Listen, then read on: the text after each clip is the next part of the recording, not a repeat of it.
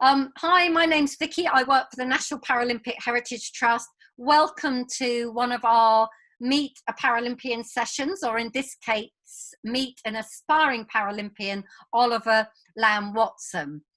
I'm coming to you today, and I'm not going to be the person who does the questioning today.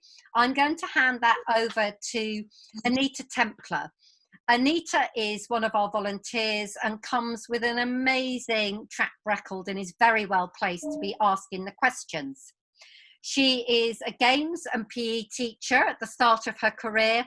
She went on to be a British gymnastic coach, British athletic coach, and also a strength and conditions coach. She founded the Horizon Sports Club for Children in 1998, children with disabilities. And she's been a Special Olympic athlete and conditions coach as well. Just to top it all, she has worked with a very well-known photographer, Graham Ball, photographer of the Paralympic Games, and she has attended many Paralympic Games herself. So she is extremely well placed to be the person asking the questions. So without further ado, I will hand over to Anita to introduce Oliver. Thank you. Thank you. Yeah, just my first question was, you were working as an architect. Yes. What made you decide to take up wheelchair fencing, and when was this? So yeah, I actually studied architecture. I did my master's even, so I did about 6 years of it. And when I was at school, before I even went to university, I had a lot of problems with my leg. You know, I was born with a left leg disability, a problem with my veins. Which meant I had a lot of doctor's appointments, a lot of casts that I had to wear, a lot of, you know, social events, parties that I missed as a kid. And those things feel like a really big deal when you're a kid. And, you know, a lot of sports that I couldn't do, and a lot of I felt like I was very kind of held back by that, a lot of physio sessions as well. So I said, I'm going to put all of that behind me for a couple of years and just enjoy uni. And that's what I did. And then by the time it came to the end of it, I had to then make this decision, you know, what I was going to do about my leg. And unfortunately, I got told, well, not unfortunately, but it manifested that they told me that I had to amputate it or leave it and live with it for my life. And through the decision, we found out that actually amputation was very risky. And so I was kind of facing this idea of being on crutches for the rest of my life. And I really wanted to see what that meant. You know, everyone says live your life to the full. So I thought, you know, that's what I should do. But I didn't know what that meant for me living on crutches. No one really teaches you what it's like to grow up with a disability or live with a disability. So I just started doing kind of sports, fitness. It kind of started off in the gym, and then doing a couple of these kind of obstacle course races. And then I wanted something a little bit, you know, there's more to the story, which we can go into later, but I wanted something a little bit more competitive, something more, seen more as a sport. And I was kind of told by a couple of doctors, you know, that I would never be an athlete. I would never be able to walk or run again normally, even if I did amputate or if I don't amputate. So I basically kind of sat down and and it sounds silly, but I Googled Paralympic sports, because I was like, these are definitely 100% sports, and no one can argue with that. So I whittled them down to a few, and I found wheelchair fencing, and I'd always liked swords as a kid. And I thought, hey, like, let me give this a go. And I did. I loved it. And I thought, you know, consider I just finished uni. I was like, I'll give myself a gap year, because I never took one, and see how far I can push this, see how far I can get with it. You know, not just doing it on a Saturday or a Sunday for fun, like really go for it. And I kind of then got carried away with it, got selected for the international squad. And yeah, and then obviously with this is around 2017. So with the Paralympics coming up on the horizon, we thought, you know, let's try and put a team together for that. And I kind of, yeah, I got very carried away with it. Yeah, oh, wonderful. What are the fencing weapons that you have? You know, I think there's 3 or 4. Correct. There are 3, exactly. Yes. So there is, first one is saber. And that is more of a kind of, originally it was a cavalry weapon. So it was a sort of chopping weapon. And you can kind of hit anywhere on the body with it, with any part of the sword. So you can kind of chop and swipe with it. And it's from anywhere from the waist upwards. Then you have épée, which is a point weapon. So you have to actually hit with the point. I don't know if you guys can see that there. hit with the point of the weapon as opposed to hitting with the sides of the weapon. Now, anywhere again is a target from the waist up. And so the épée traditionally is a little bit larger so that it actually offers some protection to the hand because everywhere is a target. And then the third and final one is foil, which is this weapon here actually, where the torso is the target, and it is a priority weapon similar to saber, which is also priority. So again, you have to hit with the point, but you must have the right of way in order to make to receive the point. So, for example, if two people hit at once, like that, it's whoever started or initiated the attack will get the point. It's very complex, isn't it? I mean, it's just absolutely amazing. What are the classifications there are in all Paralympic sports? What are the classifications in fencing? Yeah, so there are 2/3 classifications, but only 2 that go ahead to the Paralympics, and they are A, B, and C. Okay, and so start working our way from A. I'm a Cat A, so it's anyone who has any sort of limb problem or movement or physical disability that meets minimum disability criteria. So there is a certain level. So, for example, if I was missing the tip of my pinky, I might not actually qualify, but anyone for missing hands, missing legs, missing feet can qualify for this. If it would affect you in able-bodied fencing, then you would qualify for a Cat A. There is then a Cat B. So the Cat B are for people who have spinal disabilities and maybe don't have as much control over their core, so they can't really move or kind of teeter-tot on their core within the chair and create distance using their core. And so the reason for that is that the change of direction for them is slightly slower, and maybe the range is also slightly slower because they're a little bit less balanced than some of the Cat A's because we have our core muscles. So the style of fencing is slightly different. And usually if you put a Cat A against a Cat B, the Cat A would have an advantage. So there is one final Cat C, which is for anyone who has hands difficulties or foot difficulties. So if, for example, you have problem gripping the sword or you don't have hands, then you could be considered a Cat C. When you are fencing, is your lower body stationary? Do you have it bound up? Yes. So this is a good question. One of the first questions I get from people saying, oh, wheelchair fencing, that's amazing. How do you move the chair and fight at the same time? No. And it's a common misconception is that the chairs are actually fastened into a frame, and so they don't move at all. You then sit in the frame and you can strap your feet in if you like, or strap your legs in, whatever is comfortable for you. I put a strap around my foot, but I then, apart from that, I have the core muscles to actually be able to stay within the chair. Some people who have less kind of stability will strap themselves in so they don't fall out. But essentially, you sit in the chair, you hold onto a bar on your left-hand side if you're right-handed, or if you're left-handed, a bar on your right-hand side. Yeah. And essentially, you use that bar to give you stability when you push to lunge or when you pull back to lean away.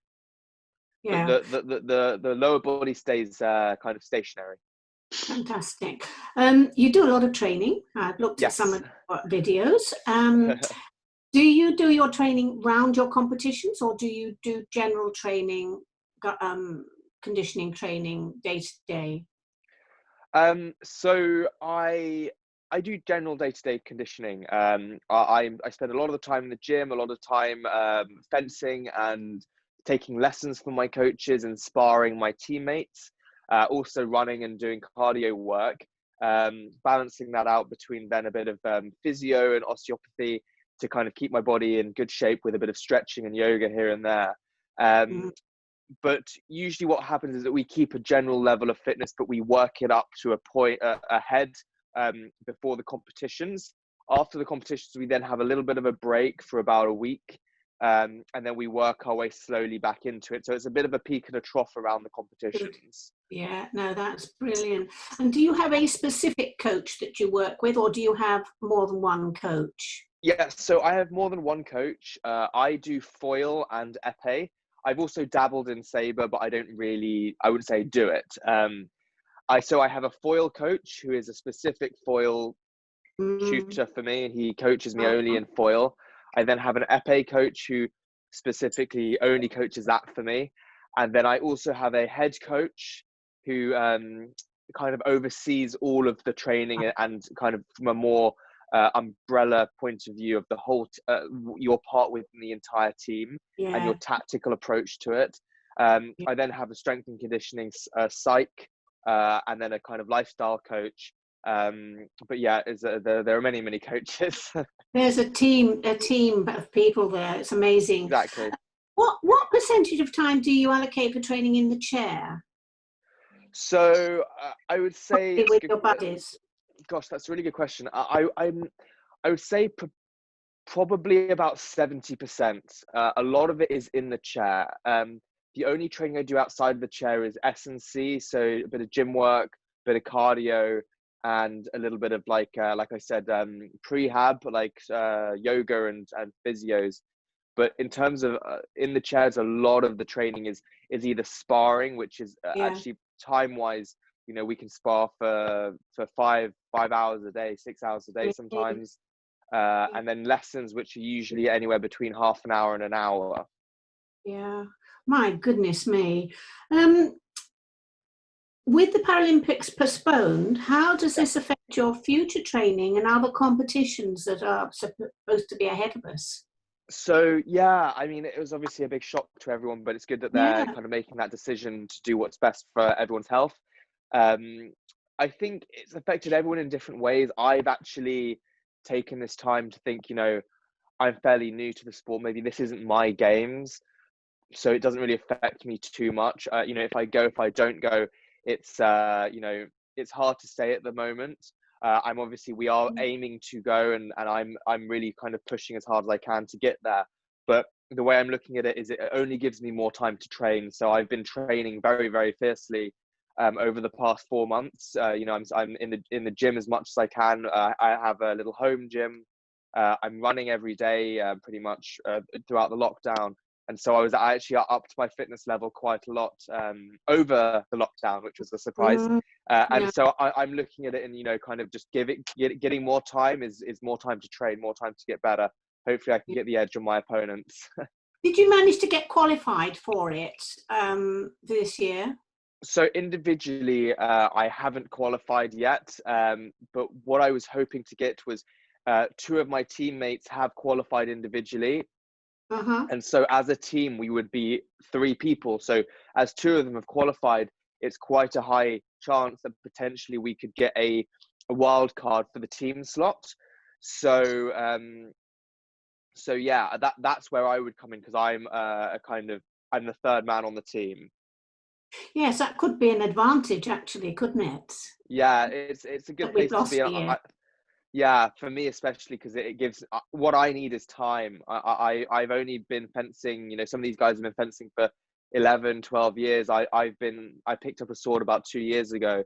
So yeah, so for me the time is very helpful. It allows me to get a better understanding of the game, and so hopefully it can be beneficial. Yeah, give you time. Now, Vancouver Spartans sprint, it was quite a challenge for you. I just looked at it and I couldn't believe it. Yes. How long did you take to recover from that? It was quite something. The snow run, you mean? Yeah. Yeah, so that was a really interesting one, because I've done 15-kilometer runs before through. So these obstacle course races, they're basically, for those of you guys that don't know what they are, they're basically these 15 or 5-kilometer races. And during the races, you have to climb over walls or climb ropes, or, you know, climb along things, or under mud or water, or carry like big cinder blocks. Basically, it's like quite physically challenging, or flipping tires and all that lot. And so I went to Vancouver, sponsored by the guys who make my crutches. And we all wanted to do a race, basically. So this one was 5 kilometers. I've done them 15 kilometers before, and they're quite tough. But this one, because I think because it was near Whistler, it was in Vancouver.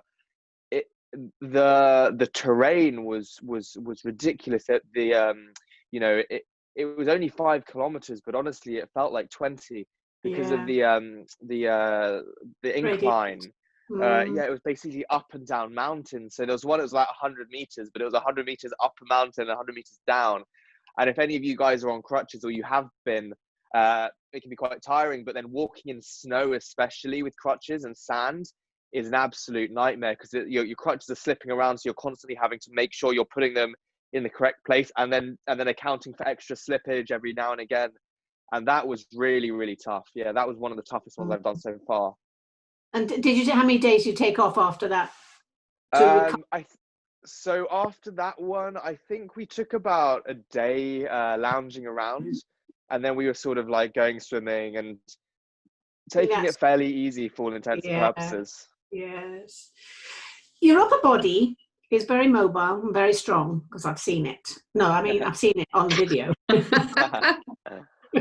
Let's get this right. But do you ever think to yourself, hey, I overdid that training a little bit?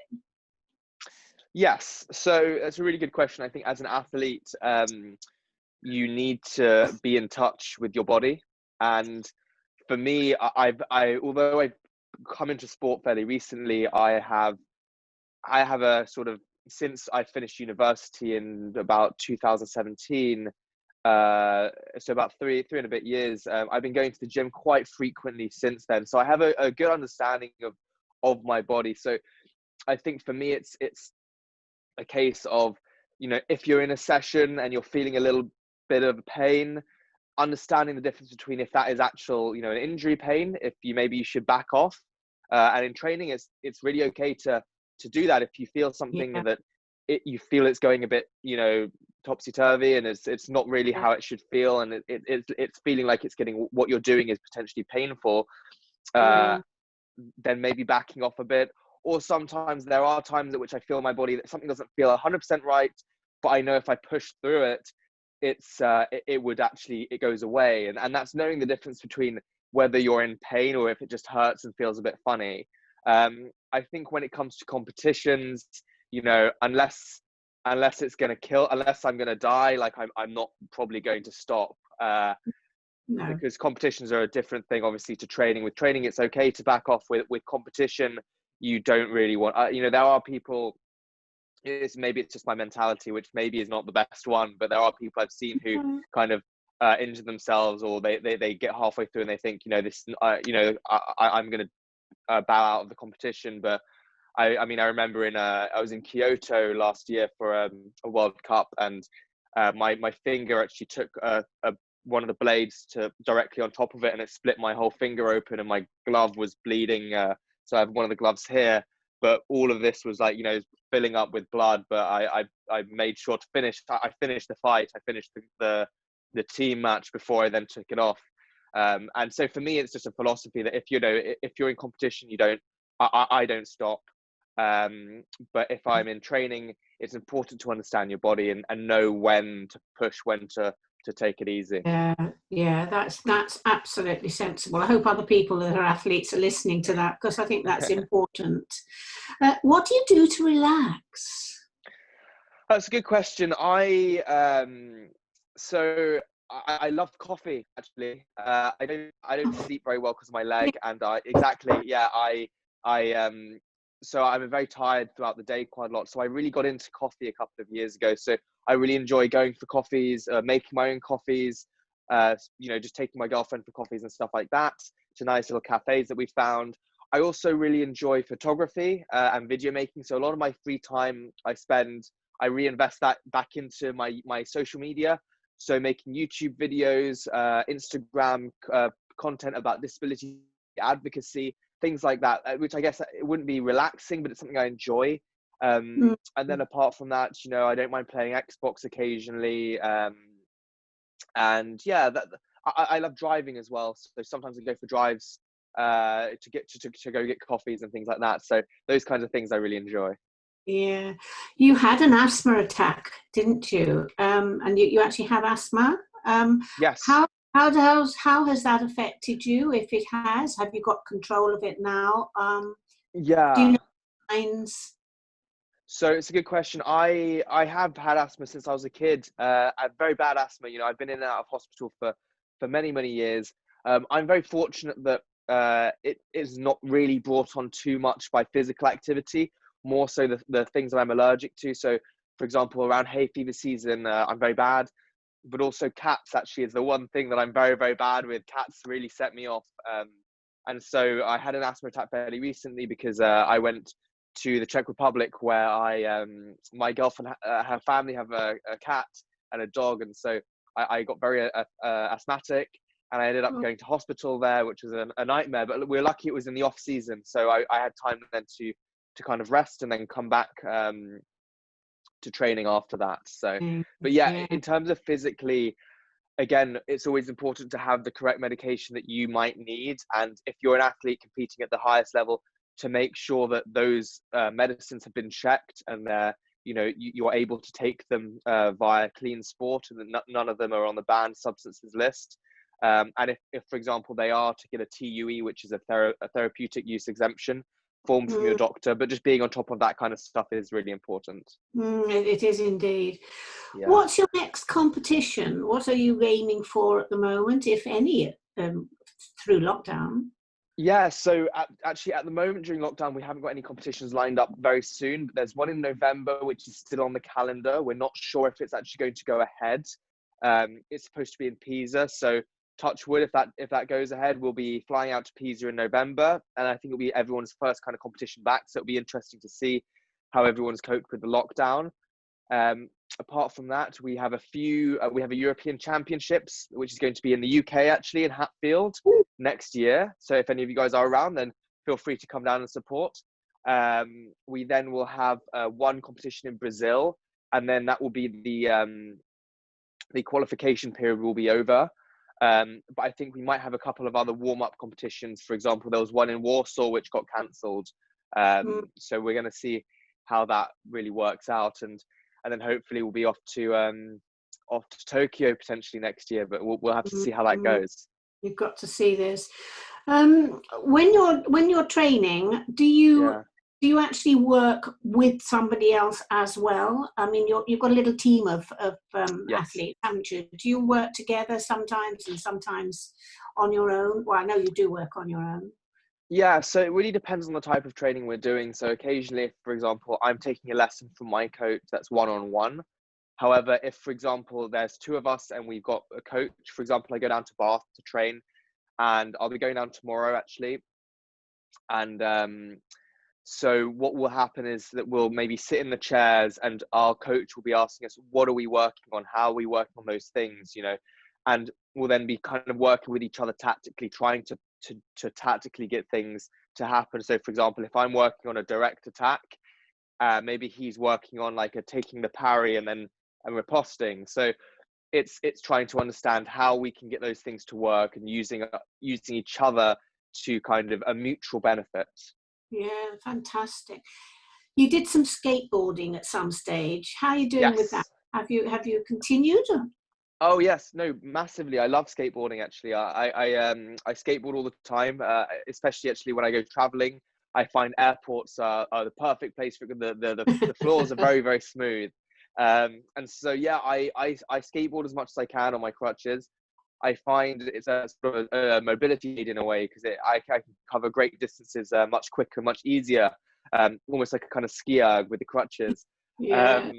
But I mean, part of the reason why I started doing it actually is I'm sort of on this I'm trying to really push this idea that disability advocacy and changing the face of disability for me is a huge sort of goal of mine. I'm a big believer in social disability, which the idea behind that is that we're very disabled by society, as well as our diagnosis. So, for example, I know disability affects everyone in different ways, but personally, I have a disability in my left leg, which is a problem. But I find that actually the way that society responds and reacts to me and makes false assumptions and stereotypes towards me and my disability, those for me are very damaging. So I'm on this sort of mission to change the face of disability. And so when you think about a disabled person, you don't think of someone in a wheelchair who is unable, is, you know, weak and can't help themselves. In fact, you think they, you know, disability can be anything. Disability doesn't look like one specific thing. Like, you know, young people can be disabled. I get a lot, you know, you're too young to be disabled, which is it's a weird kind of statement. So what I love about skateboarding is that it really, you know, you can see people looking at me like, what, there's a guy on crutches on a skateboard, and it completely, you can see it's rewriting their idea of what a disabled person is capable of in their head, which I think is a great thing. Well, it certainly is. Tell me, what does Dr. Goodman's legacy mean to you as an athlete? Sorry, could you repeat the question? It cut out a bit. Dr. Goodman's legacy mean to you as an athlete when he started in 46?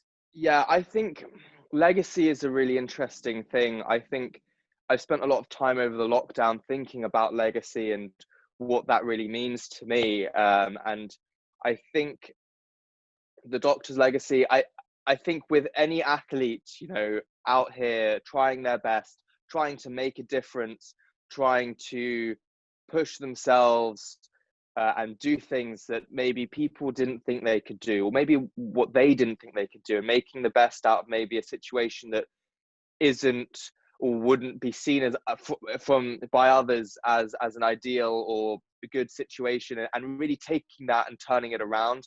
I think all of us therefore are really pushing and we are a part of that legacy in a way. And I think from that we can then all individually create our own legacies, because I think at the end of the day, when all is said and done, that's all we really have and what we leave behind. And for me, it's a really important thing is you know, this idea of changing the face of disability, adding value to people's lives, changing the way people think.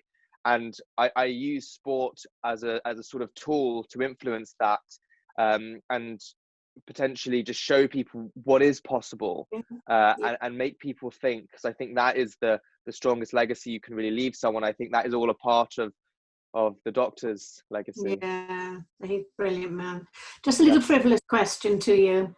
If you were an animal or an insect or whatever, what would you like to be? I'd like to be a rabbit. I think rabbits are quite good, and I like the bushy tails. Oh, really? Not the fact that they go miles and their training is really on the go all the time. Yeah, I guess that, but I'm a big fan of the ears as well. And I think you've almost answered it, but would you consider yourself an owl or a lark? So would you like evening? Do you work better at evening or morning? So yeah, I don't sleep very well because of my legs. So I find waking up very difficult. I'm always very drowsy in the morning. So I actually consider myself a bit of a night owl. I prefer sort of staying up a bit late. I find myself quite productive at night, and especially when I was at university, I would pull a lot of late nights. However, I'm finding that obviously with the training, the lack of sleep and late nights, especially when I have to wake up early to train, they're not kind of mutually beneficial. So I have had to sort of alter my sleeping patterns a little bit and make sure that I'm on top of that. I think it's just about working with your own body and knowing what's good for you. Things that benefit me and work for me may be completely different to some of my teammates, but it's really about what works for you. Yeah, I agree. I love your hair, and I would like to know what shampoo you use. Oh gosh, anything I can really get my hands on. Oh really? Yeah, I think at the moment I'm using like Aussie or something. Before that I was using Head and Shoulders. I just whatever my I can find it like lying around the house. I love it. And lastly, Oliver, what is your sign? Which sign of the zodiac are you? And are you typical? That's an interesting question, because they changed recently, didn't they? They did. I've changed. Yeah. So I was a Scorpio, but now I think I'm a Libra. Yeah. Or something like that. Yes, you would be. Yeah. So I've checked. I don't know how that impacts me in terms of. No. NASA he has actually said not to change them. It's just what they observed. And people are going all over the place about, oh, I'm not much. But you're Scorpio. Are you typical? Are you typical Scorpio? Gosh, I'm not too sure, but I guess that's a bit of a Scorpio thing to say. So I'm not. I couldn't tell you. I'm not sure what a Scorpio is either. So, but we've got. Thank you so much. It was really, really lovely. We've got quite a few questions that have come in, so I'm going to read them out to you, Oliver, if that's okay. Absolutely. Is there any difference between fencing wheelchairs and multi-sport wheelchairs? Is the bar removable? And if so, can it be placed on any wheelchair? Okay, so yes, there is a big difference. The fencing wheelchairs are generally, because they don't need to roll around and move, they're generally a lot taller and the wheels are not at an angle. So because with the multi-sport ones, you need to have that stability. Whereas with fencing, because they're locked into a frame, the wheels are very vertical almost. There is a bar, it's actually welded usually onto the frame, because obviously a lot of power goes through the bar when you're throwing yourself around with your body. And so there are wheelchairs that you can adapt, and a lot of people actually hold onto the wheel if they're just trying it out for the first time. But another difference would be the height. Fencing wheelchairs rather are a lot higher. You sit higher in the chair. I think it's 53 centimeters off of the ground is where the bottom of the seat, and then you have the 10 centimeter cushion.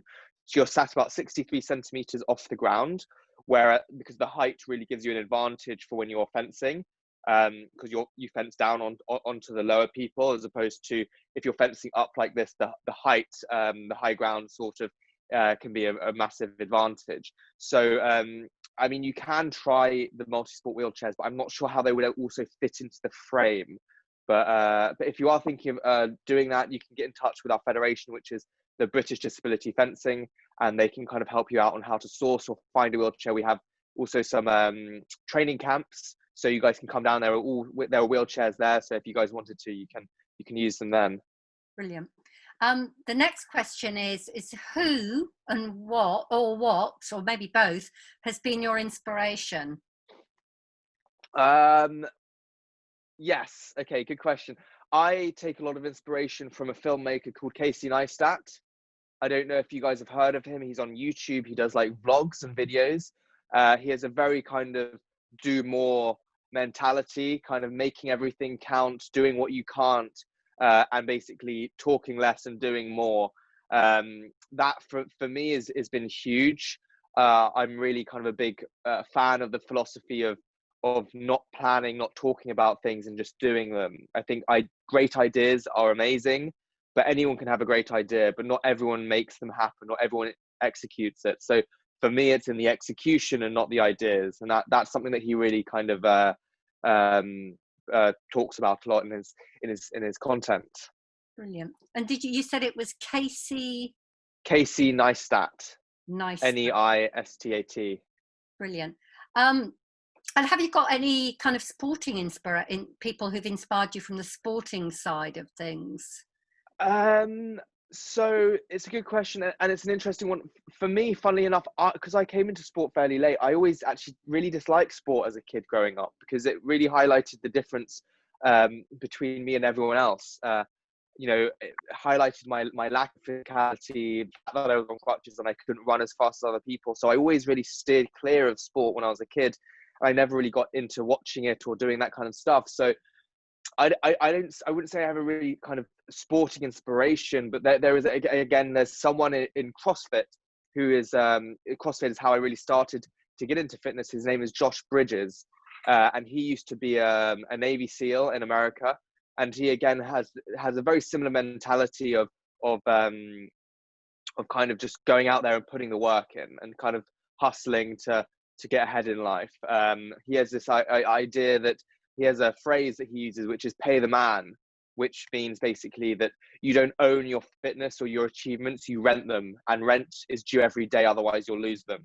So you need to get to work so you can pay the man, so you can keep your fitness and your achievements, which I actually have tattooed on my arm here, which is pay the man. So that again is an idea that I really kind of live by, which is, you know, you can't rely on the fact that you went to the gym or you used to be very fit or you achieved something in the past. You need to keep achieving, and you need to keep working hard in order to keep those achievements and that fitness. Brilliant. So next one, how did you end up getting into YouTube? It might be through the filmmaker, I don't know. Yeah, so funny question. I basically, when I was around the time of making the decision whether to amputate my leg, I had no one to talk to about that. I didn't have anyone that really had ever gone through that. I didn't know how to feel about it or how to make that decision. And it's a really strange one to make the decision to amputate. It's almost like, you know, losing a part of yourself. So what I did is I took a camera and I made a diary, basically. And, you know, I wasn't very good at writing. I've never been I'm quite dyslexic, but I always liked videos. And around the time I was doing a lot of photography, so it seemed like the natural thing was I made a video diary. And so what I would do is I have hours and hours of footage of me driving around London with a GoPro and just talking to myself, basically. And from that, I then kind of went into a little bit more videos about disability, and I basically just started it. I think if anyone has any, if anyone wants any tips on doing these kinds of videos, is just doing them. And I think that's a huge one. Is a lot of people talk about it, how they need it, the best way to do it, the best way to start it, what to edit on, how to use the camera, but start it. Just take your iPhone, take your whatever it might be, and just do it. And then you'll know where you're going wrong from there, or you know what's going right. Brilliant. So the next one here is, have there been mental barriers you've faced that have impacted on achieving your sporting ambitions? Yes, I think so. Coming from a background where I never did sport, I did architecture. And with architecture, you'd usually, if you got something wrong, like a drawing, or you failed an exam, or you didn't know something and you did it incorrectly, it would usually take 2 or 3 times in order for you to then get it correct and get it right, and then you could move on to the next thing. So what I was really surprised about with fencing when I first started, and it was almost after my initial 6 months, I didn't know what I didn't know. I went in thinking I knew everything, and I was really overly confident, and I just went out there. I won a medal in my first 6 months individually, which was unheard of, and I thought I knew it all. And then as I kind of realized with time that I really didn't, and there was so much that I didn't know, and I lost a lot of my confidence when it came to fencing, and I'm only recently getting that back. And so I think that for me, it was a really interesting one, because with the fencing and sorry, I kind of lost my train of thought here a little bit. I had a really interesting point that I wanted to say. Could you repeat the question one more time? It was just about mental barriers that have impacted on your sporting ambition. Yeah, so around that time, I felt very unconfident and really uninspired and really down, because when as opposed to my architecture where I get something wrong, I get it right, and then 3 or 4 times later, with wheelchair fencing, with sport, you can try so hard at something, you can push and give it everything and try a million times and still get it wrong. And then you can get it right 100 times and then go to a World Cup, fly halfway around the world, and then when it matters, get it wrong. And so it was very difficult, this idea that sometimes hard work doesn't pay off.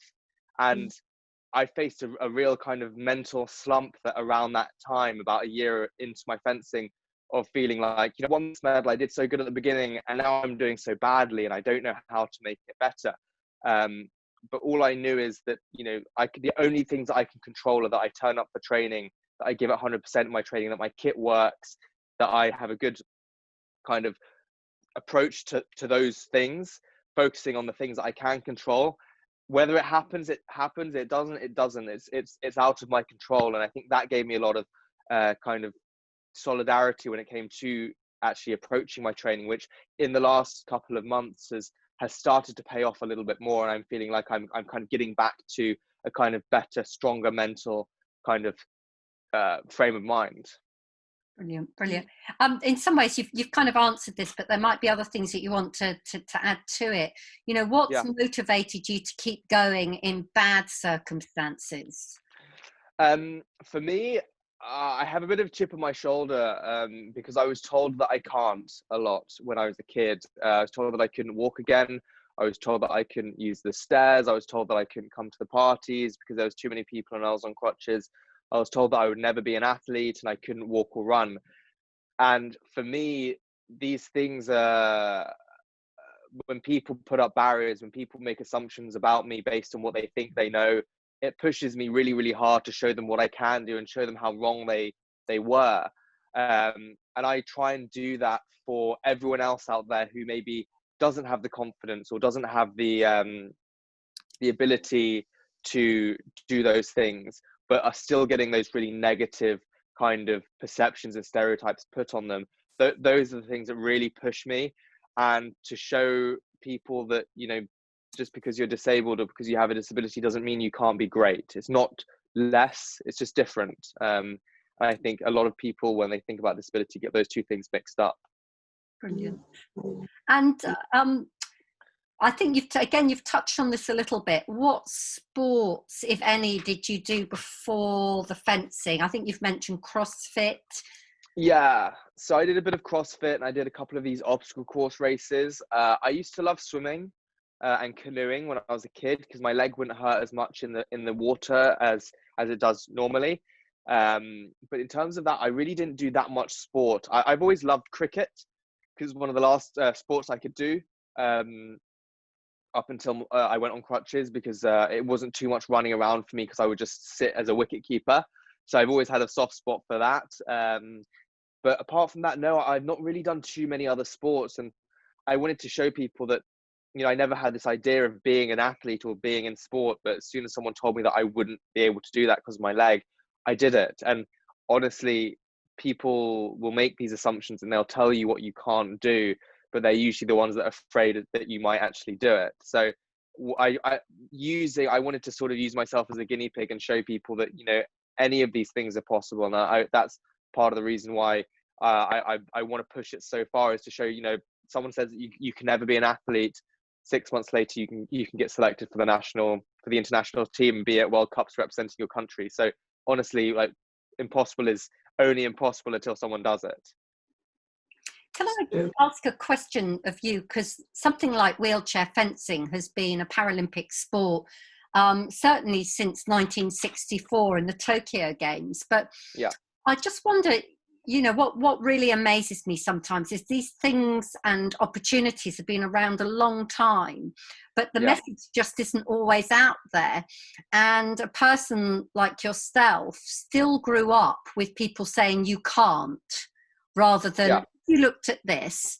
And what would your message be to a younger version of yourself? Yeah, so it's funny. I completely agree. And I think there is a certain separation between young disabled people and Paralympians. You know, you see them on the TV, but there's no in between. And I think maybe you guys do that. You kind of bridge that gap quite well. But it's really what I'm trying to do is kind of show a more relatable side, you know, that we all go through troubles. And a lot of my YouTube and my Instagram, I always say is I make these things for a younger version of me, for that person that I never had growing up, who didn't know how to grow up disabled, who was never taught that it was okay to be on crutches and that it was okay to have a disability and it's okay to be different. It's crazy. In my opinion, it's crazy that we still teach people that disability is a bad thing, and you know, it's undesirable. And you know, even young people growing up with disabilities, is that they shouldn't be disabled because they're young. Are they actually disabled, or are they, you know, all these things. I think it's one minority group that I feel like still doesn't have as much attention or as much activism that surrounds it as maybe other groups, such as you know, racial groups, such as kind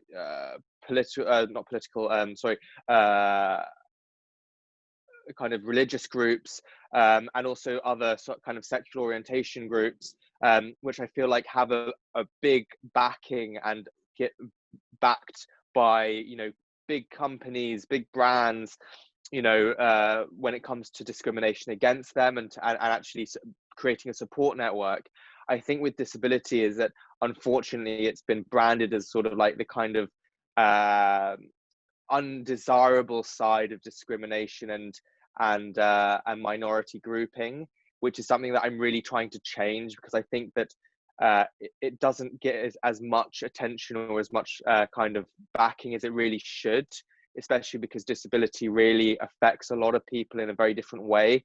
I think an example is given that there's no real word for discrimination against a disabled person, whereas you have like racism and you have anti-Semitism and you have homophobia, whereas there's nothing really for discrimination against a disabled person.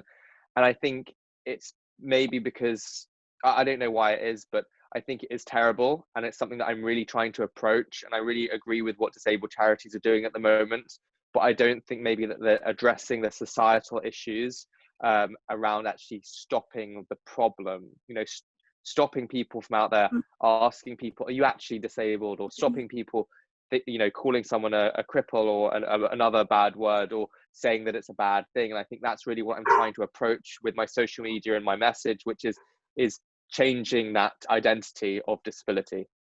Yeah, thank you ever so much. No problem. And, that's kind of breaking down barriers to disability is what we're about. And yeah, it's frightening that since London 2012, the actual discrimination to people with or hate crime has gone up to people with disabilities. So really important issue.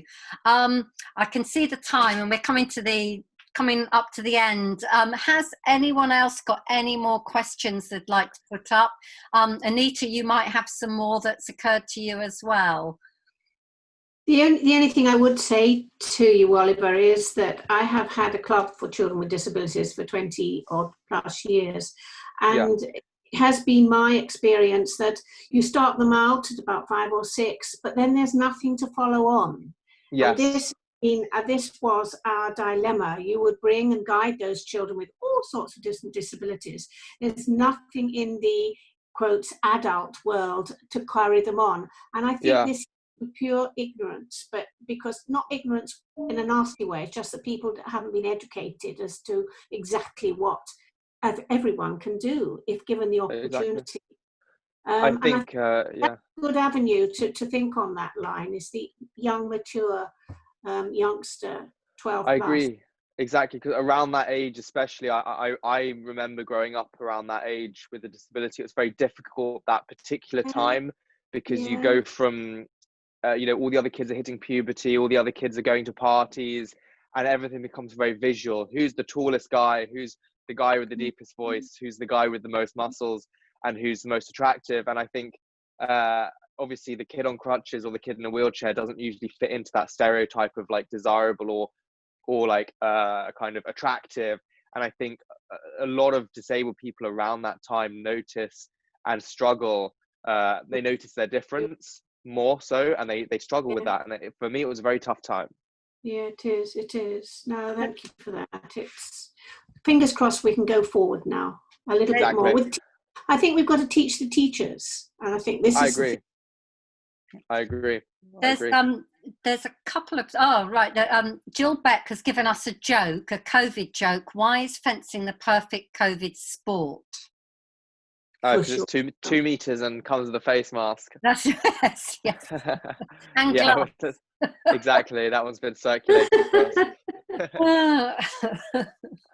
Well, I think on that note, if nobody has got any other questions, then I think we shall finish off. But people are there, and they can unmute themselves for the last 8 minutes if they want to and ask a question. Seeing if anyone's going to unmute. No one wants to talk. Hi, Sam. I actually had a quick thought, because you mentioned that there isn't a term for being biased against disabled people in the same way as racism or sexism. And I did wonder, because I have heard of this term disableism, which I understand. Sorry? Disableism or ableism? Disableism, because as far as I understand, there's ableism, which is when it's in favour of able-bodied people, and then there's disableism when it's against. Yeah, it's funny. So I haven't heard disableism, but I've heard ableism recently circulating as more of a idea. The closest thing to a kind of derogatory, or no, not derogatory, a term that describes discrimination against a disabled person, because it's, like you said, a preference towards the able. But I think it's one of those words that recently, it's only, I think, come about in the last 6 months to a year, and it's something that I think a lot of creators, disabled influencers have sort of coined. Again, I find purely on the phrasing of it, ableism is quite confusing for me, because it's not, even the phrasing, it sounds a bit like, negative towards an able-bodied person. Also, I find that saying that a disabled person, even the word disabled, is disabled, unabled, I don't feel less able than anyone else. And I feel like even us categorizing, ableism is saying towards an able-bodied, or someone who is able, and it then means that we're disabled or unabled or not abled. And I find that a bit, not conducive to like kind of growth mentality. But yeah, it is a new phrase, and I hear a lot of other people within the circle using it, which I guess is progress. Maybe in the future it will be kind of coined as the phrase, which will be good. I think there does need to be a bit more like, thought and definition around what it actually means, because your definition just now is different to like how I hear other people using it, and it's a bit confusing. There's no like official kind of terminology for it, but I agree, yeah, it is an interesting one. I have heard it fairly recently. So we need to come up with a name for that. Maybe we should do a joint campaign. Yeah. It's very, very true. I hadn't actually thought about that hugely, but yeah, no, I think it's very true. So any other questions, anyone? Nope. No. Well, I first of all, just thank you, Anita, and thank you, Oliver, for having that conversation for us. I feel that I've learnt an awful lot, and best of luck, Oliver, in your training. And we are going to be following you next year. Yes. And happily kind of promote some of those YouTube things for you as well. Great. Thank you so much, guys. Thanks for having me.